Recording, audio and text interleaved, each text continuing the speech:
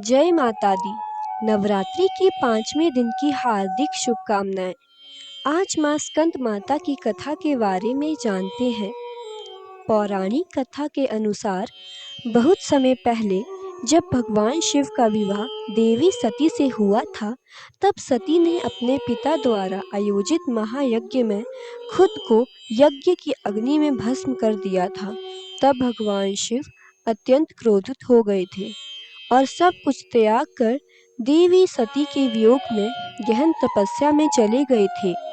उस समय तारकासुर नामक असुर ने कठोर तपस्या करके ब्रह्मा जी से एक ऐसा वरदान प्राप्त कर लिया था कि उनका वध केवल भगवान शिव के पुत्र के हाथों ही संभव था। जल्दी ही तारकासुर ने देवताओं पर आक्रमण करके उन्हें परेशान करना और सताना आरंभ कर दिया। हताश देवताओं की एकमात्र आशा शिव और सती के पुनर्मिलन में थी। सती ने पर्वत राज्य हिमालय की पुत्री पार्वती के रूप में पुनर्जन्म लिया। देवऋषि नारद ने पार्वती से भेंट की और उन्हें उनके पिछले जन्म को और इस जन्म के दिव्य उद्देश्य की याद दिलाई। नारद के शब्दों से प्रेरित होकर पार्वती जी ने कठोर तपस्या का मार्ग अपनाया, सभी संसारिक सुखों का त्याग कर दिया। 1000 से अधिक वर्षों तक उन्होंने कठोरतम परिस्थितियों को सहन किया। कई बार तो केवल हवा और पानी पर ही जीवित रही। उनके अटूट संकल्प और गहन प्रेम ने अंततः भगवान शिव के ध्यान को भंग कर दिया। पार्वती को सती के रूप में पहचान कर उन्होंने उनकी भक्ति को स्वीकार कर लिया और उनके साथ दिव्य विवाह के लिए सहमत हो गए।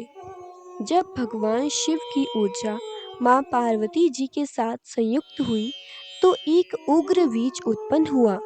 यह दिव्य तेज इतना तीव्र था कि अग्नि देव भी इनकी गर्मी को सहन नहीं कर सके। उन्होंने इसे पवित्र गंगा नदी को सौंप दिया, जिन्होंने इसे एक घने पर्वतीय सरकंडे के वन तक पहुंचाया। यहीं पर 6 कृतिकाओं द्वारा पोषित होकर वह दिव्य बीज एक बालक के रूप में परिवर्तित हो गई। क्योंकि उनकी देखभाल कृतिकाओं ने की थी, इसलिए वे भगवान कार्तिकेय के नाम से जाने गए। भगवान कार्तिकेय को देवताओं की सेना का सेनापति बनाया गया और उन्हें तारकासुर को हराने के लिए विशेष अस्त्र शस्त्र प्रदान किए गए। कार्तिकेय जी ने अर्थात स्कंद भगवान ने तब तारकासुर के साथ एक भयंकर युद्ध किया और अंत में तारकासुर राक्षस को मार डाला। उनकी माता माँ पार्वती को स्कंद माता के नाम से जाना जाने लगा। देवी स्कंद माता की ये कथा माँ और पुत्र के रिश्ते का भी प्रतीक मानी जाती है।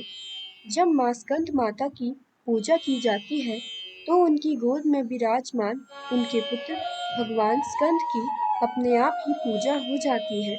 इस प्रकार भगवान स्कंद की कृपा के साथ साथ भक्त स्कंद माता की कृपा का आनंद भी लेते हैं।